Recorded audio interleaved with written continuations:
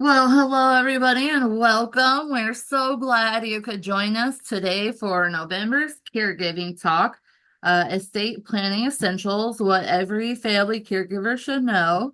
Our Caregiver Talks are sponsored by AARP Kansas City, and we couldn't be any more grateful for their ongoing support. If you're helping a parent, spouse, or close friend navigate aging or health issues, you are in the right place. These conversations can feel overwhelming, but today we'll break things down into simple, manageable steps. And I'm Rachel with Sandwich KC, and I'll be your host. And I'm delighted to be joined by Tina Parsley Hughes. She's an experienced elder law attorney and founder of Lighthouse Legal, where she helps families find peace of mind through thoughtful planning. Hi, Tina. How are you today? Hi, Rachel. Thank you so much for having me today. I am very passionate about estate planning. I love talking about it. And I love, kind of breaking down that barrier of people feeling completely overwhelmed of where to start. So I'm happy to kind of make it easy today, hopefully, and just have an honest conversation about what it takes and what it looks like. Awesome.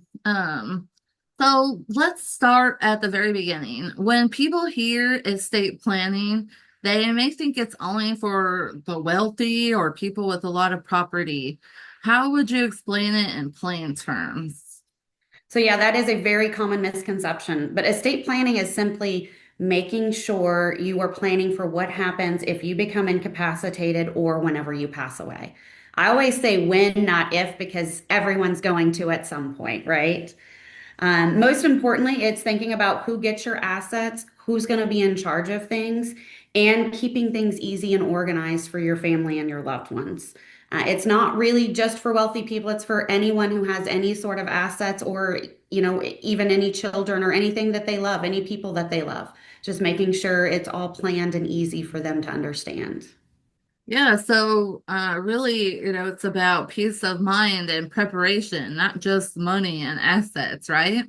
Exactly. Estate planning is just as much about planning for while you're alive as it is after you pass away and just making everything easy and smooth for your family. Well, I know from experience that proper planning is so important. What happens? I know this happens to a lot of people. We talk about it in the group all the time. What if a family doesn't have a plan in place? Unfortunately, if a family doesn't have a plan in place, the government has a plan for you, which is usually not what people want. What happens if you don't have a plan in place is the courts make decisions for you. They decide who's going to make your decisions, who's going to get your stuff, and what's going to happen. And those decisions are oftentimes being made by someone who doesn't know you from Adam. So that's why it is so important to pre-plan. The other thing is not pre-planning is expensive. The probate process, the guardianship process, conservatorship process is expensive. It requires attorneys, it requires courts, it requires bonds, and it's more stress during a time that families are already stressed.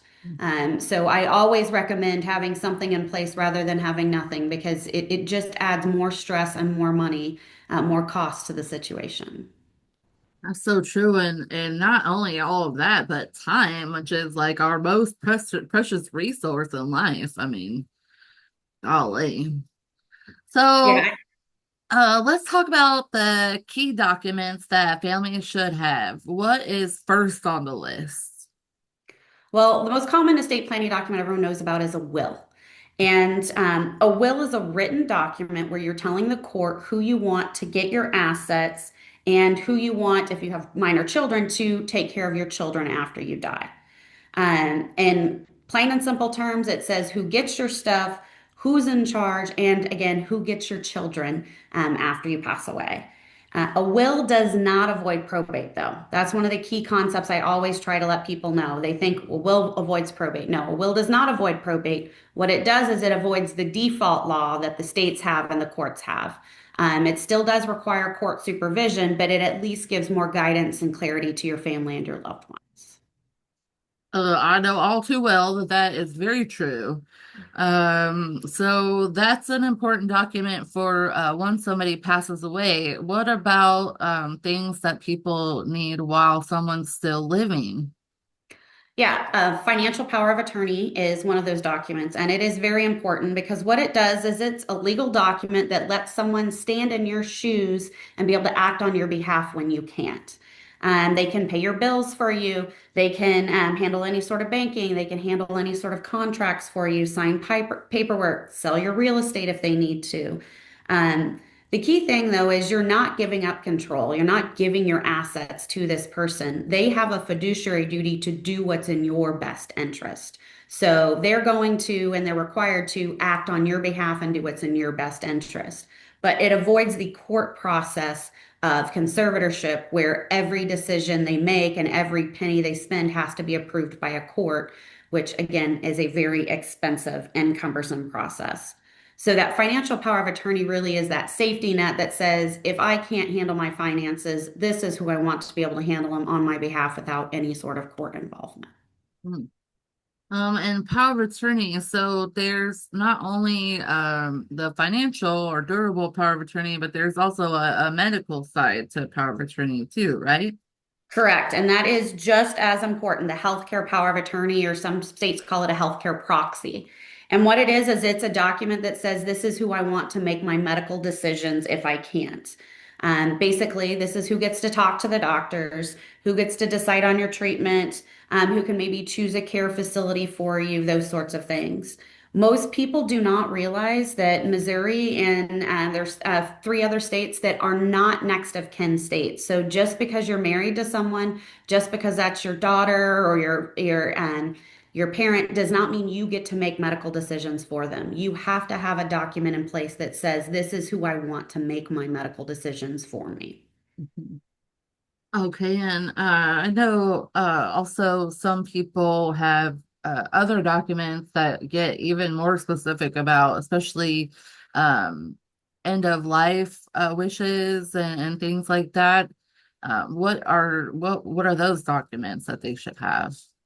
Yeah, the Living Will and Healthcare Directive are the two common documents, and they are great documents that give your family and your loved ones guidance on what your wishes would be at the end of your life. Missouri has a fantastic medical directive that actually lines out different situations that if you cannot communicate with doctors, and that's the key thing, these documents only come into play when you can no longer communicate with doctors.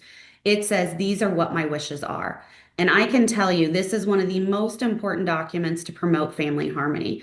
Because even if you name someone as power of attorney and maybe the other family members don't agree with the decisions they're making, but if you've got these documents in place, these Living Will and Healthcare Directive, which says these are my end of life wishes, they can't be mad at anyone because they're doing exactly what mom wanted or what dad wanted or what their loved one wanted. It is in writing and they're following their wishes. It's just like if you were able to have communicate with the doctors when you were alive, this is, or when you had capacity, this is helping be able to communicate with them when you don't have capacity. Mm. Yeah, I know those documents are so important. My mom had a massive hemorrhagic stroke one day and she passed away the next. And she didn't have those documents in place, so we had to guess. And I always like to say it doesn't feel good to guess. So I always encourage people to make sure their paperwork is in order.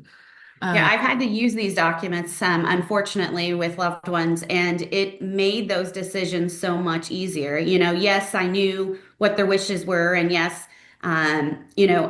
so even though it was a decision not to put them on life support or continue life-sustaining measures, it gave me so much peace to know I was doing what they wanted and I wasn't having to guess at all. hmm. I've also heard about HIPAA forms, and I do recall signing a few of those in my lifetime. How do those fit into all of this? Yeah, the HIPAA form is the Privacy Information Act, and it basically says doctors can't talk to anyone. But what the HIPAA form does is allows them to talk to different people. You usually sign one, usually once a year, your insurance or your primary care physician will make you sign one so that they can even bill your insurance. But what the HIPAA form does when we're preparing them is it allows your loved ones to be able to communicate with doctors. Because, yeah, you might have a medical power of attorney in place, but if it does not have a HIPAA release in it or you don't have a separate HIPAA release, the doctors can't tell you anything in order to make those decisions. The other nice thing about a HIPAA is even though I generally recommend only having one person as making your medical decisions, you can have several people listed on your HIPAA. So if you want to name all three or four of your children, they can call up, ask the physicians or nurses how you're doing, and they're not having to worry about all these people trying to make medical decisions either. It's just, hey, how's mom doing? How's dad doing? If you have a question of the pharmacist of, with their medication, how's this going to interact with their other medications or whatever, it allows them just to be able to communicate because without it, they're not allowed to do anything. And it seems like that might also take some of the burden off the primary caregiver who's always, in charge of everything, having to communicate some of that stuff in situations like that. So, Yeah, uh, exactly. Exactly. that's an important one that people tend to forget. So before we move on to the next part of our chat, I'd like to ask about trust. Do families always need a trust? I'll be honest. I'm a big fan of trust, but not everyone needs a trust. But most families can benefit from one. A will does go through probate and it can help, but again, it's for probate. With a trust, you can avoid probate. You can protect assets, whether you're trying to plan for long-term care planning, like nursing home planning. It's private. That's one big thing about a trust is a will is public information. And that's how we get to know all this stuff about celebrities and, all the assets they had and who they left stuff to, because surprisingly, they didn't plan properly and they might have a will or don't have a will at all.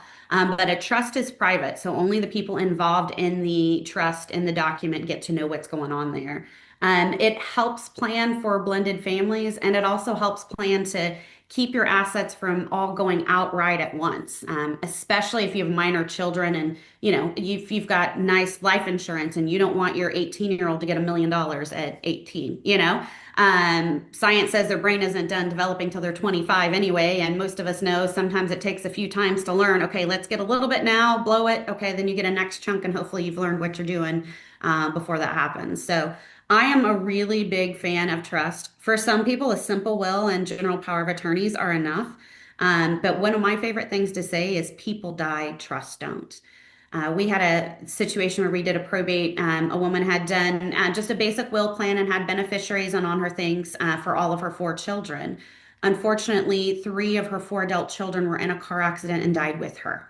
Hmm. And so that was a really cumbersome probate process for the daughter who survived because the children who passed away, everything had to go through probate to get to their minor children, then was now held in a conservatorship. And oftentimes they were spending more money on attorney fees to get money out of the accounts for the children than the money they were even getting for the children. So it really can make things a lot simpler where without any court involvement, having a trust in place. But again, not everyone needs to have it. And some people just have a simple thing where they don't need it. Um, Thanks for sharing that with us. I know we get a lot of questions about that, and it's just great to clear that up. So, these all sound like really great tools, but I know for many families and family caregivers that I talk to on a regular basis, just opening the door to talking about this can be really emotional.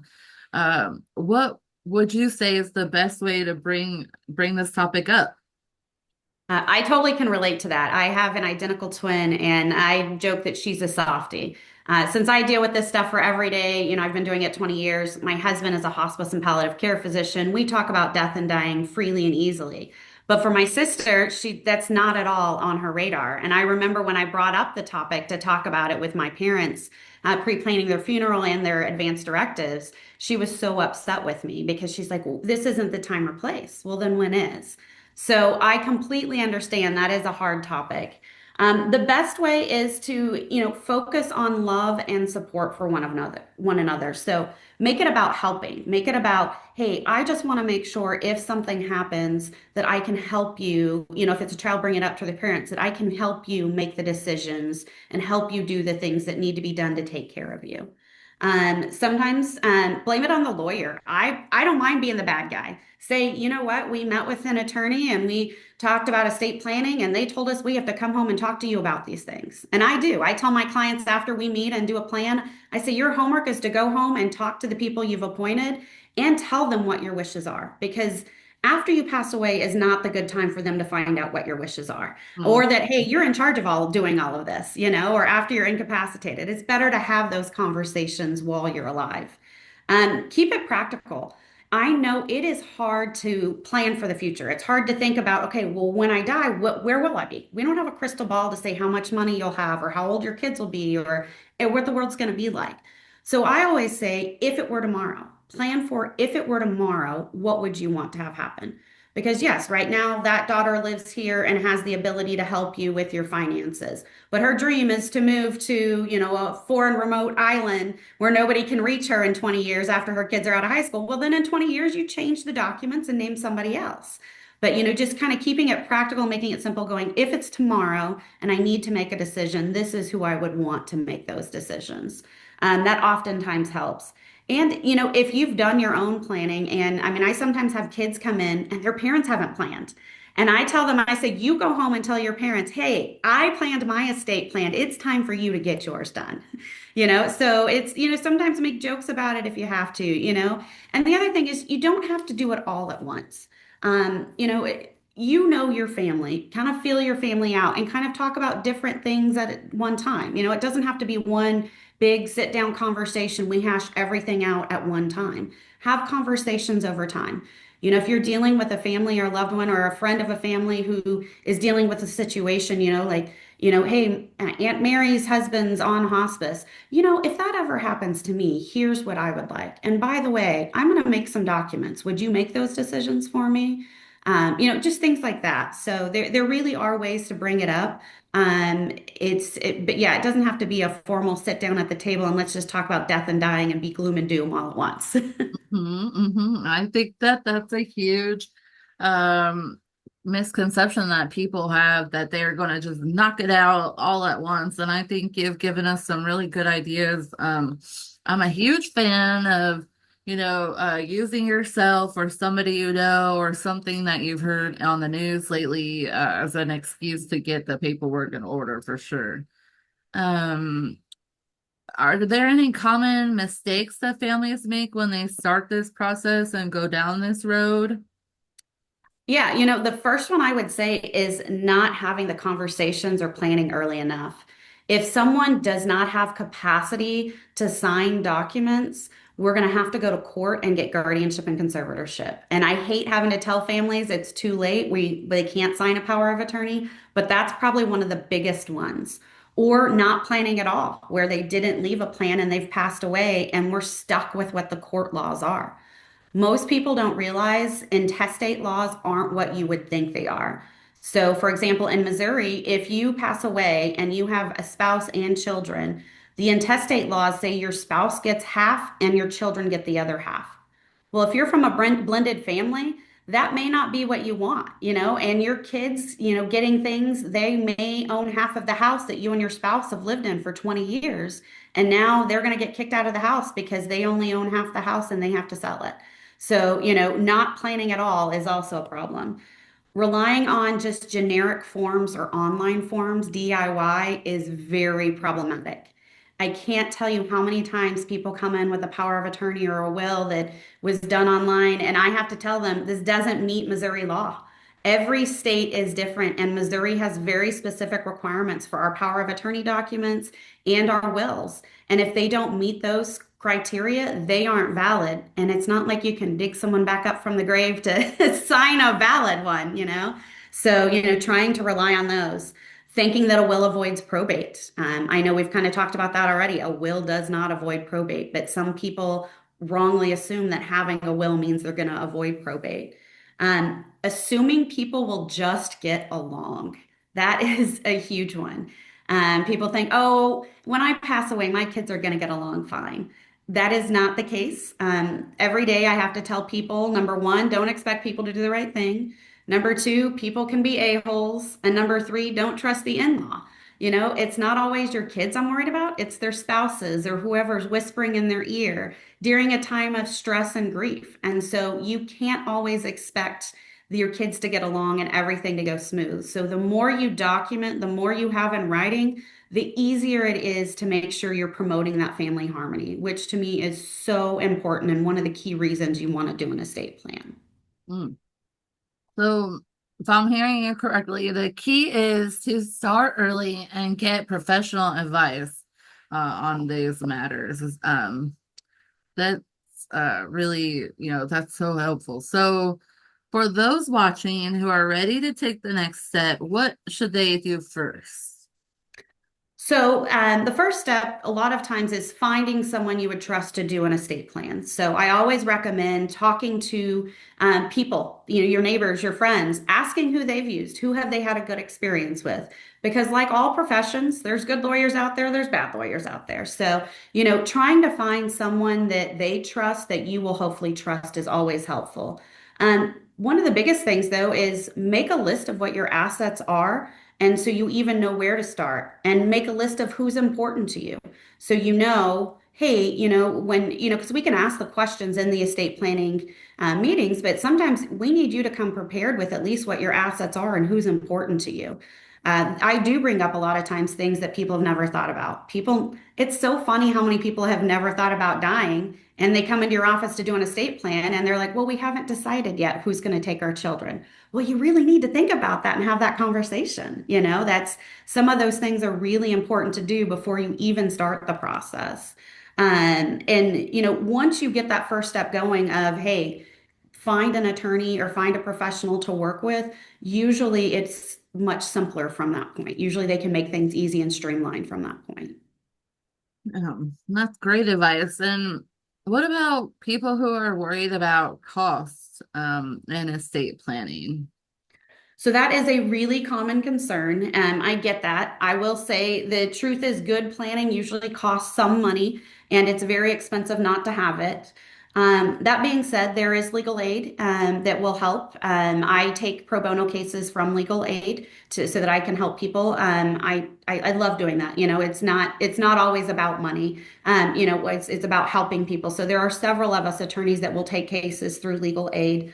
There are some senior centers and some other not-for-profit programs in various communities that will help people with some of their basic estate planning documents. So there are resources out in the community for those who can't afford it. But I always do say, if it is something that you have the ability to get, you really should because it saves so much money in the long run. Our average probate for an estate that might be 250 to $300,000, which is basically just a house and a car, maybe, is usually attorney fees. The minimum attorney fees and court costs are between $10,000 and $15,000. Most estate plans are much less than that. So having a proper estate plan in place will, in the long run, save you and your loved ones a lot of money. Hmm, That's that is a big chunk of change. Yeah, most people have no idea. Mm. Well, Tina, this has been so helpful. I wanted to see, well, first of all, I actually am gonna close it out so I can stop the recording so we can ask questions. Um, Tina, this has been so helpful. We appreciate you coming to share your time and expertise with us today. We hope everybody will join us next month for our December Caregiver Talk, which will be talking about home health care and home care and what's the difference. And that will be happening on Friday, December 12th. And we'll be joined by Dr. Lindy with Quality of Life. Once again, we're very grateful to AARP for Kansas City for sponsoring our Caregiver Talk series. See you next month.